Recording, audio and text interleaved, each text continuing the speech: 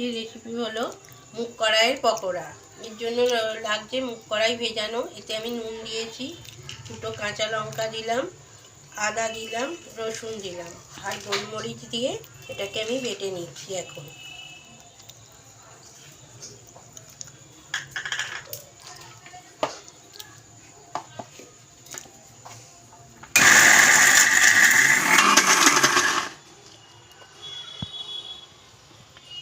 পেস্টটা আমার বাটা হয়ে গেল। একটা কন্টেনারে এটা তুলে রাখছি। একটুখানি মৌরি আর একটু জিরে দিয়ে দিয়েছি।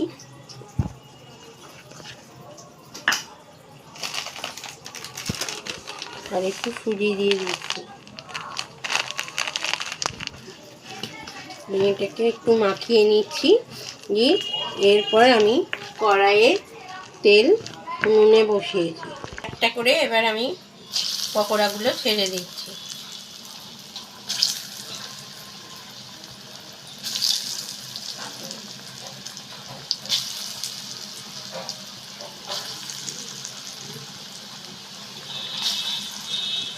এবার আমি এই পকোড়াগুলোকে তুলে নিচ্ছি।